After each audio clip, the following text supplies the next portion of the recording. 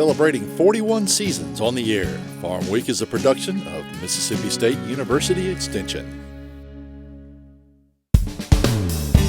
Today on Farm Week, do you want to go to the beach? It's not for vacation, but something much more important than that. See how folks are doing their part to keep the environment and marine wildlife happy and healthy. In Southern Gardening, we'll check in on a mailbox display we've been tracking for several years. Wait until you see what it looks like now. It's a bird, it's a plane, it's a drone. See how these little aircraft could hold the key to making crop yields soar. And we're heading to a different kind of farm. Have you ever seen an alpaca? Learn what goes into caring for this unique brand of animal, and hear how alpaca fleece may be the newest addition to your wardrobe. Farm Week starts right now.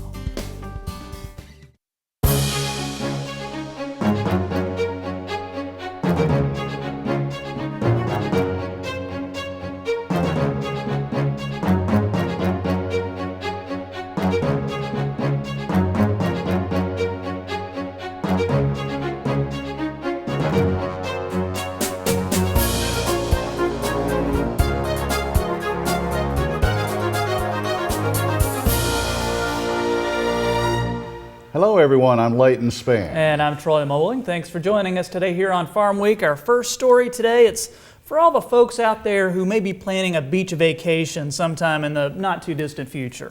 And Troy, of course, we're all familiar with that term, don't be a litter bug.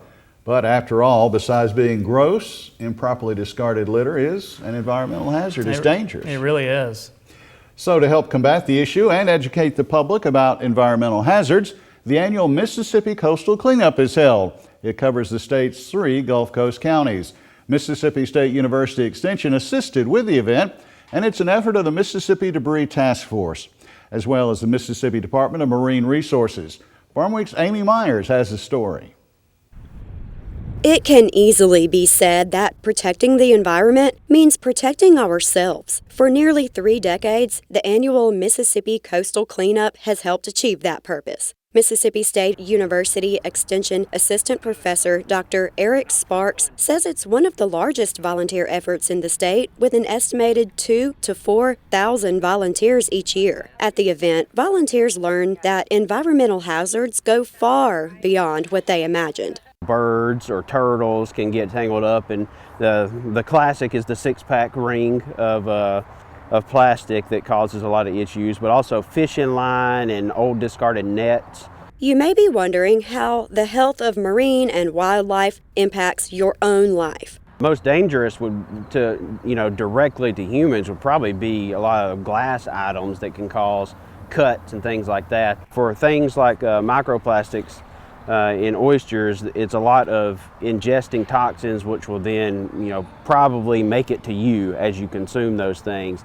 As for debris and litter collected, Dr. Sparks says each piece is logged for future reference. It helps us figure out what the most abundant pieces of pollution are in our environment. It can help us target where we can focus our extension and education programs to make the most impact. Stephen Jabot of Gulfport and Christine Davis of Biloxi explain what they've observed about environmental hazards to wildlife as well as humans. The waste that we leave could be really harmful for their ingestion, so they can poison themselves. That poisons us because, kids come out and they play in the water, and I don't know if they want to walk in the water and find a dead fish floating around or a bird. A child may not stop and think, oh, well, look, there's some Fanta, some orange drink or something like that, and I like that, so let me go ahead and drink it. And, there's bacteria and stuff in there. And there's broken glass, and honestly, some of the green pieces look kind of like, a Jolly Rancher or some other kind of a candy. But if they actually swallow and ingest it,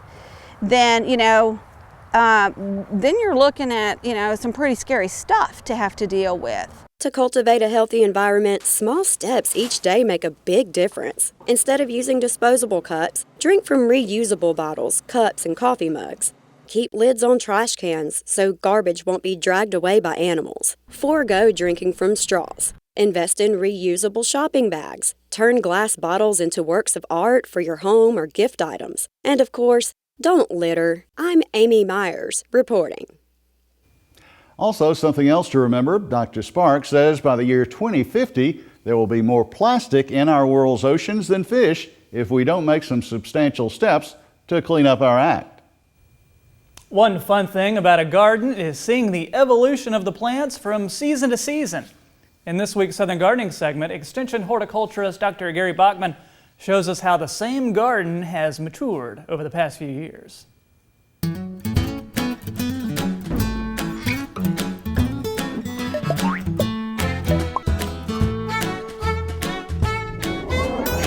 Over the past several years, we visited Southern Gardening producer Tim Allison's mailbox project. I think you'll be as impressed as I am. Southern Gardening has documented this mailbox garden from the very beginning. I have to say this is the very best I've seen it. To be honest, I'm crazy for coneflowers and love that they thrive on neglect. I'm drawn to these tall bravado purple coneflowers with their 2 to 4 inch blooms of bright purple petals and dark center cones. For some repetition, there's powwow wildberry coneflower. These are smaller plants with superior branching. I really like the flowers with their deeper purple petals. Adding to the beauty of this planting are the Alaska Shasta daisies. At the end of the up to 3-foot stems are 3-inch flowers with pure white petals and bright yellow centers. You might even see a coneflower poking up through the clump. I love the lower growing plants sprawling around this landscape bed.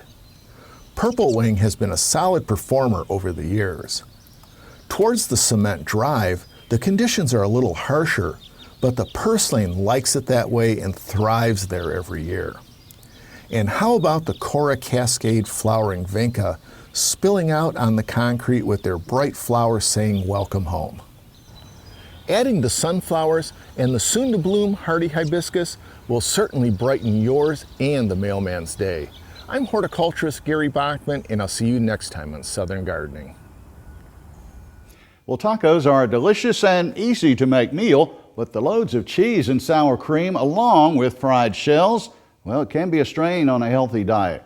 In this week's Food Factor segment, MSU Extension's Natasha Haynes tells us how to make a healthier version of this meal without sacrificing the taste.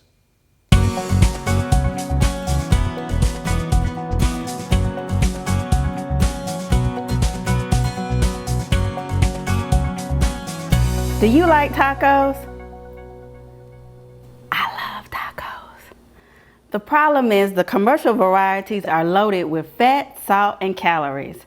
On today's Food Factor, it's a taco takeover makeover. Tacos from restaurants and drive-thrus are without a doubt delicious. But unfortunately, those fried shells loaded with sour cream and cheese can compromise a balanced diet. With a few simple ingredient changes, you can make healthier versions of this favorite short-order meal at home. Let's start with the taco shell. Replace deep-fried tortillas with soft, whole wheat varieties. For your protein, try small portions of ground turkey, chicken, or fish, and concentrate on larger amounts of fresh veggies for toppings. Plenty of leafy greens, peppers, and lemon-dipped avocado slices will fill your tacos with flavor while filling you up with healthy goodness. Can you say taco takeover makeover? I can, and it's delicious. It's time to make healthy food a factor in your life. Natasha says if you have children, let them make their own taco using healthy ingredients and turn it into a fun, healthy activity. And she says maybe even make some fish tacos. And that's the subject of today's trivia quiz. How many farm-raised catfish operations are there in Mississippi? Is the answer 125, 150, 175, or is it 200? Make your guess, and we'll have the answer coming up. It's time for a quick break, but plenty of show to go. Still ahead, Farmweek is flying high. Leighton will show us a new tool that could revolutionize the ag industry. Plus, I went to the largest alpaca farm in Mississippi to learn exactly what sets alpacas apart from other livestock. Their fleece is really special too, and I'll tell you what it takes to get it from the farm to your arms. We're back after this.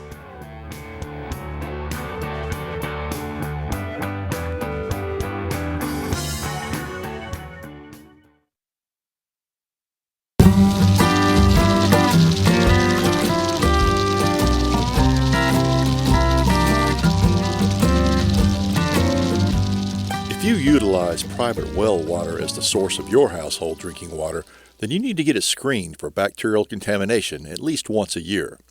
Today we're going to show you how to take a water sample for this screening. First, water sample bottles are available from your local Mississippi State University Extension office. They are sterile, sealed, and contain a small amount of sodium thiosulfate to dechlorinate the sample for a more accurate screening result. Choose the faucet that is closest to the wellhead. If a water hose is attached, remove it before taking the sample and try to avoid any dirty areas. Using a disinfecting wipe or an alcohol-type towelette or a paper towel wetted with a light bleach solution, kill any bacteria that may be present on the faucet. Allow the solution to dry before collecting the sample. Turn on the water full force and let it run for at least 2 minutes. After that time has passed, reduce the water flow to a small stream. Grab your bottle and unwrap the protective seal. Do not touch the inside of the bottle. Fill the water sample just above the 100 milliliter line, making sure you do not overflow the bottle, which might rinse out the powder in the bottle. Screw the cap back on the bottle and get it to the Mississippi Well Owner Network workshop or the lab as soon as possible, and definitely within 24 hours of collecting the sample. Drone technology is changing agricultural research and farming. Basically, anyone now has the ability to put eyes in the sky high above crops and livestock without a human being ever leaving the ground. A drone with the right electronics can even gather information that will let scientists and growers alike improve crop yields. Mississippi State University is continuing its research into how this new tool and the data it collects can best be used in agriculture. They're officially known as unmanned aerial systems or unmanned aerial vehicles, but most people just call them drones. They are a common sight in the sky over the Rodney Foyle Plant Science Research Center at Mississippi State University. North Farm, as it is called, is ground zero on the MSU campus for researching practical ways to use UAS technology in farming. The Geosystems Research Institute, GRI for short, is working with experiment station agronomists and extension specialists to conduct the research. The type of precise and exact information a drone provides on a research mission or flight depends on the particular payload that is loaded into the fuselage before takeoff. These are different sensing payloads that we can put on the aircraft. You can see they're just real easy sensors that can be snapped into place. So if we fly one mission with one particular sensor, we land the plane, 5 minutes later we put in another one and it's back up in the air. These are multispectral sensors, so they look at different regions of the energy spectrum. We have another thermal sensor that we can go out at night, so you want to look for hogs, or it can be used for search and rescue or fire. Flight coordinator Sean Meacham and David Young assemble and operate the drones for each research mission conducted by GRI at MSU. Each mission begins with the assembly of the aircraft in the field, including installing the correct payload. Then the pilots do a complete pre-flight check of the drone systems, just like the procedure followed by pilots of full-size aircraft before takeoff. The last step before a mission begins is setting up the flight plan and putting it into the computer that will control the drone while it's in the air. So with the Precision Hawk version 4, we tell it the parameters that we want it to fly. We upload it into the computer, and then Precision Hawk, their software will take the wind speed and wind direction into account for the flight lines, and it will autonomously create the flight mission. With everything checked and ready, the battery-powered motor is started and the drone is hand-launched for this mission by Sean Meacham. Manning the ground station or computer that is controlling the drone during this mission and collecting the imagery is fellow flight coordinator David Young. You make sure that when the platform takes off, you want to keep it from hitting any obstructions or anything that could be in this path, so you can alter that. And when it comes into land, you basically make sure you get to the ground smoothly, safely, and you remove the payload. And you just always be ready to manually take over controls if need be. At MSU, flight coordinators are required to have their private pilot's license. They can indeed manually fly the drone remotely with great skill at any time if needed. And so while the aircraft is flying, we can monitor the battery power, the signal strength, the direction of the flight.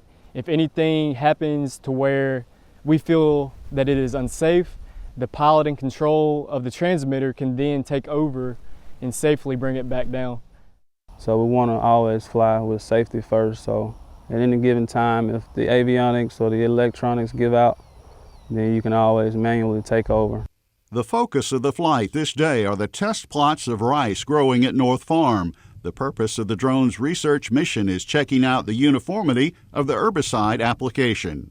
We were flying a color infrared camera, and we can see the differences in herbicide treatment. And since we can fly so low, we can see the individual details, almost individual pieces of stalks of rice. Indeed, the camera carried in a drone's payload can zoom in to a resolution of approximately 1/8 of an inch. Geosystems Research Institute Director Robert Moorhead says this provides unbelievable detail from overhead. I often show in my PowerPoint presentations when I'm talking about it a mosaic of a whole field where we've got many rows on North Farm. And you can see two vehicles, and I can zoom in and show you a 3/8 inch hose, 3 samples along that 3/8 inch hose. So when you think about a hose, that's a small hose. So, you know, when you can see a hose in the back of a pickup, You've got detail. 400 acres, yeah, you got some detail. After each mission, the data collected by the camera on board the drone can be downloaded to a computer, tablet, or smartphone for evaluation and storage.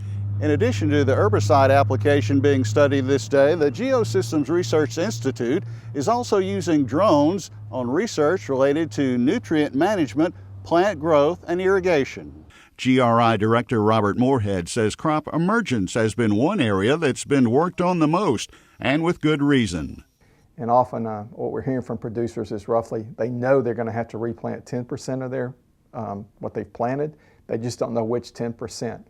So if they can determine where that 10% is earlier, it's going to really help their yield.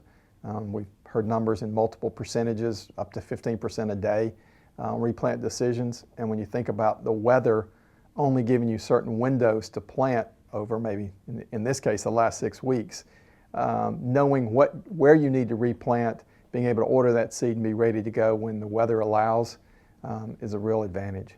The work on emergence is a good example of the goal of all the agricultural research at MSU involving unmanned aerial systems, to show how the drones can collect data that will improve current management practices so farmers can boost yields, boost production, and boost profits. No matter the mission, the drones are proving to be a valuable new tool when it comes to advancing precision agriculture. I'm Leighton Spann reporting. Certainly never a dull moment with the MSU drone team, and that was a fun story to cover, as you might imagine. Well, time now for the answer to our trivia quiz on Farm Week. We were asking how many farm-raised catfish operations are there in the state of Mississippi? Well, we love our catfish in Mississippi. The answer is B.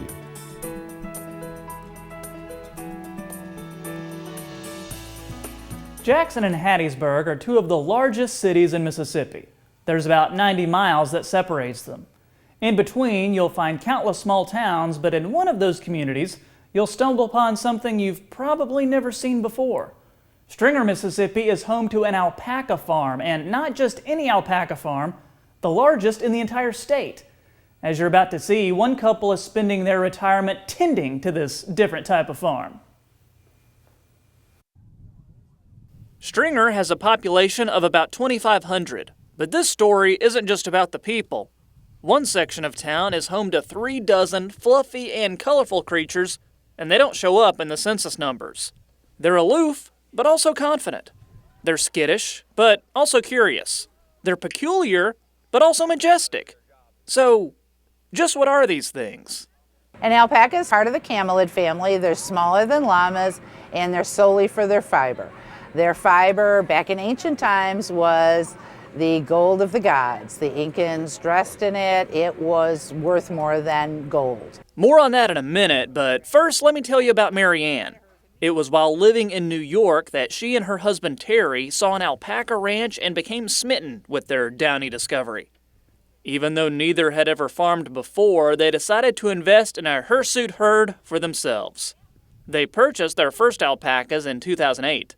At the time, she worked for the post office and Terry was in waste management, or in Mary Ann's words, So he cleaned up poop then and he cleans up poop now.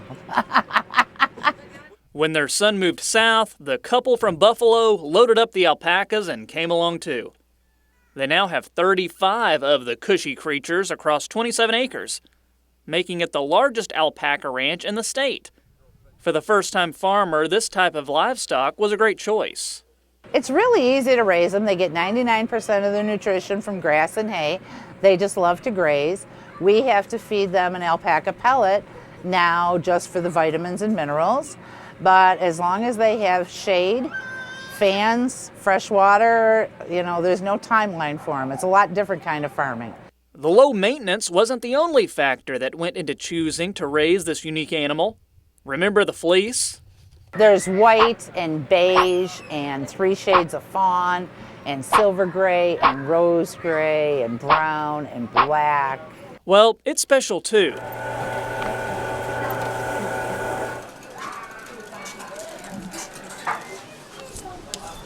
And aside from the numerous colors, it's much different than wool. 3 times warmer and 10 times softer, according to Mary Ann. One sheared alpaca would look like this. Let me open this and show you. Amanda Middleton processes the fleece from the farm and can't stop fawning over the fashionable fiber. The benefits of it, this is very warm. The fiber is hollow, so it keeps you warm. The other thing is it will keep moisture off of you. One positive thing I like, myself, I'm allergic to wool. I can wear alpaca and I don't have any issues with it. So it's what we call hypoallergenic. The other benefit from it is it's soft, it's cuddly, and it's a bit of heaven. The animals are sheared once a year. Professionals can do the cutting in about 5 minutes, but taking it from the farm to your closet is a lengthier process. There are different steps. First we do the shearing, then we tumble it, then we sort it, card it, spin it, and then we have to wash it, let it dry. And actually what we do is once that's done and it's dry, we will take this and hit it against a table. And it's called thwacking, which makes the fiber bloom and it makes it a much lighter, fluffier yarn. You can expect to get about 20 sets of hats and scarves from the average alpaca. Different types of fleece can also yield a different item. The belly hair is guard hair, it's a coarse hair. We use that, the neck hair, which is shorter. We make sheets of felt out of it and we make insoles. And then the main part of the body from the back of the neck to the front of the butt is the prime blanket fiber. That's the nice, long, luxurious stuff. Alpaca comes in 22 natural colors. From that, we can take the lighter, which is a cream, almost a white. We dye that to any color that we choose. With alpaca, we like to blend a little bit of something like silk or bamboo in it, which is a natural product also. It gives it more texture and it sort of helps it hold its shape. And you can also add add-ins. We have a lot of people that like to put glitz and glitter in it also. There are so many different varieties of colors and so many, just the kaleidoscope and rainbow of colors that we're able to do here. The clothing produced is sold next door at the Stroke of Genius Alpaca store. It's the fiber's versatility, comfort, and style that has Mary Ann's customers coming back for more. It doesn't itch like wool. That was the main thing. I asked that question first because I can't wear wool. I just think they're a neat animal where they're, where they live up in the mountains. I think that's where they live, yeah. Oh, there you go. The store also offers toys, home decor, and even classes on processing alpaca fiber yourself. We teach knitting classes, crochet classes, weaving classes, any way to make fabric or clothing, we can teach you how to do. For prospective alpaca ranchers, Mary Ann says with the proper planning, this different way of farming may suit your needs. Buying alpacas comes with mentorship also. We start with fencing and we go into medical and we hook you up with our shearers, and that's what you're getting when you buy alpacas. You don't have to be on a schedule. When we lived in New York, my husband and I worked full-time and we did it part-time. They didn't care that we went to work all day. As long as they had grass or hay, they were happy. So it doesn't really require a lot of time. It doesn't require a lot of knowledge. It's a lot more fun to have a couple of fuzzy animals in your backyard cutting the grass. And Leighton, a few more things that Marianne told me that we didn't quite have time for in the story. She says people always ask, are alpacas friendly? Are they like dogs? Yeah. She says they're a lot like cats. They're Cats. a lot like cats, very curious. And if you have food, then they're your best friend. Oh, I bet. Really unbelievable, great story, Troy. And we've got their website. It's Astroca genus alpacas. You can schedule a farm tour by going to the website, even find out more information about that store. And you spent some time in that store, right? You know I couldn't go on a story without bringing back a little souvenir. Had to get some alpaca socks. They are nice, fluffy, and very, very warm, let me tell you. And speaking of something warm, you'll need that where you're about to go, right? That's right. This is my last show behind the Farmweek desk. I'm headed to Chicago. Loved my little over a year working here. Great working with you, Leighton. And it was a pleasure. Working with the whole crew. Hey, maybe I'll see you on TV in the Windy City. So for my last time, this is Troy Moling. And I'm Leighton Spann. Thanks for watching. We'll see you, Troy. We'll see you next week.